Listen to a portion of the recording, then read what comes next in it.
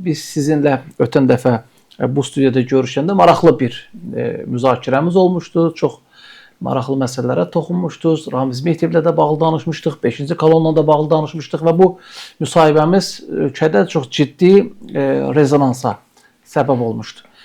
Ziyalılar da, tamaşaçılar da, dövlət adamları da müsahibəni izləmişlər və bunun biz əks sədasında eşitdik.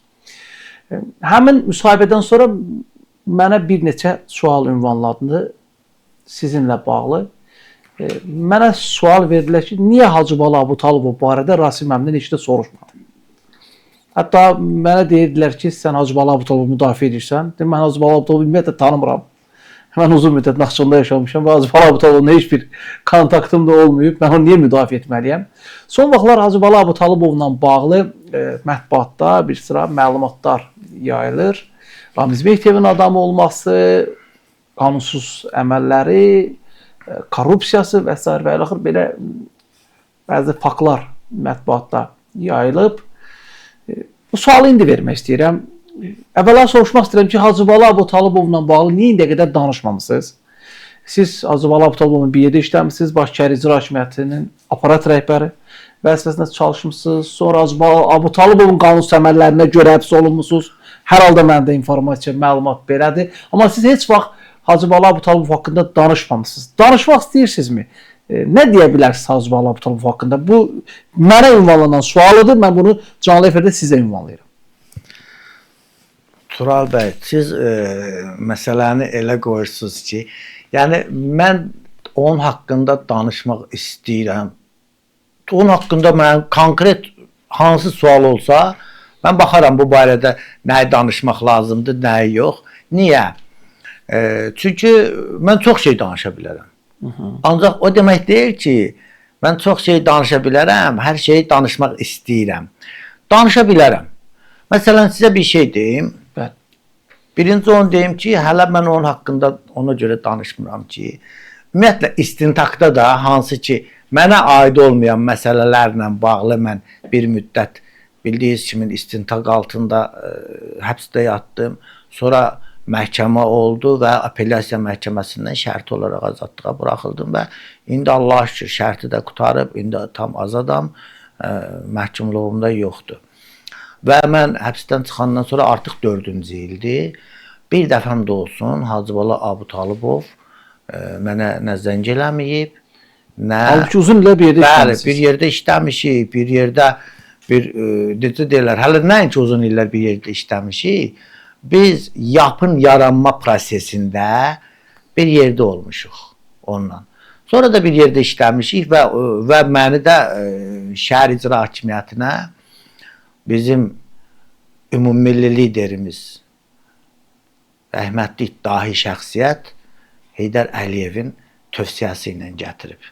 Yəni, o barədə indi lazım olsa ayrıca mən deyə bilərəm. Məni hardan tanıyıb. Yəni, mən tələbə vaxtı Azərbaycan müstəqilliyi, azadlığı uğrunda mübarizə də aparmışam. Hərəkətdə olmuşsunuz? Hərəkətdə olmuşam. Sonra həbsdə olmuşam Ayazında vaxtında. İskəndər Həmidovun da vaxtında. Sizi Heydərlə görə həbs eləmişlər. Bəli, bəli. Məndə informasiya verir. Doğru mudur? Bəli. Rasim əmi? Hə, bəli. Yəni sözüm ona gəlir ki, ona görə və yap yaranmamışdan qabaq da mən hələ bir necə deyirlər, yaranmamışdı.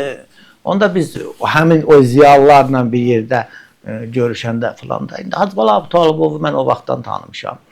Ona görə də bizim ondan o necə deyirlər, biz kasıb vaxtı bu boyda çörəyi də tək ondan yox, bir neçə nəfərlə, hansı ki bir neçə nəfər indi sağ olanlar da var, onlardan böyük vəzifədə işləyib, indi eks olanlardan çox azdır, bir neçə nəfər qalıb.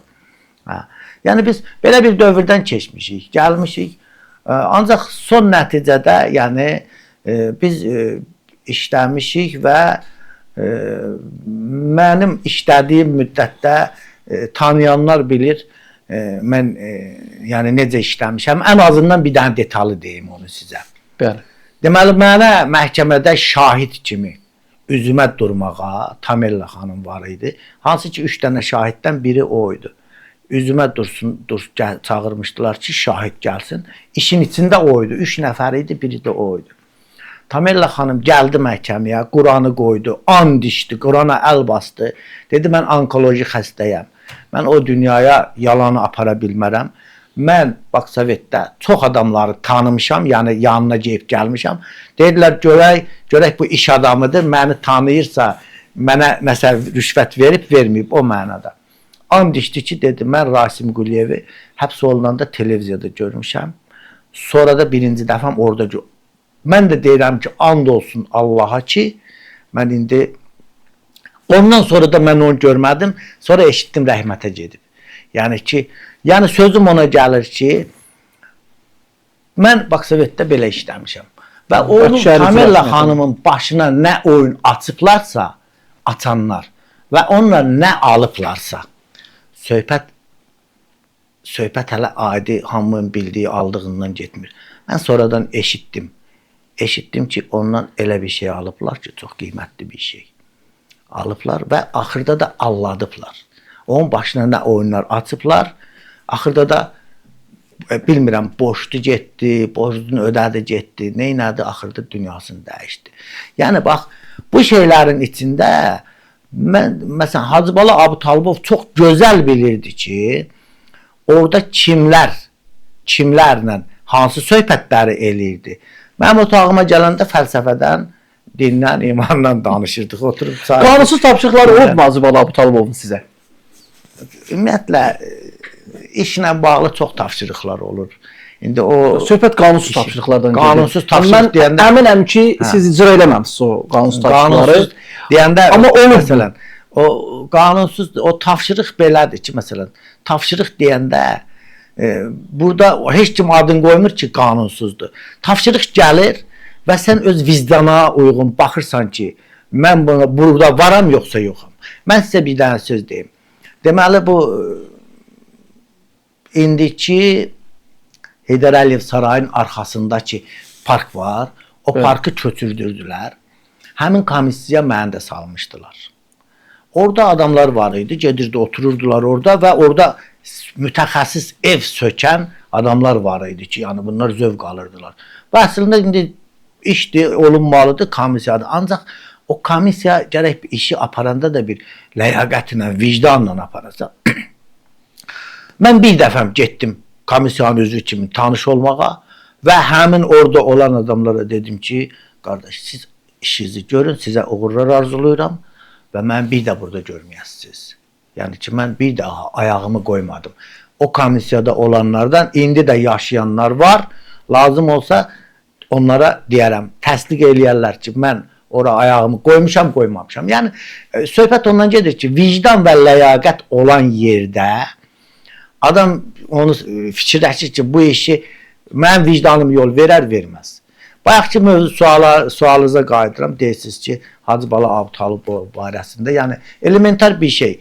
Mən bunu deyirəm, yaxşı işləmişik, 18 il, ondan da qabaq tanış olmuşuq və hamıdan da yaxşı Hacı Bala Abutalibov bilir ki, mən nəyə görə həbs olunmuşam, hansı işə görə və onu da bilir ki, məndən müstəntiqlər soruşanda ki, bunu kim deyib, belə filan, mən heç vaxtı başqasının adını çəkməmişəm.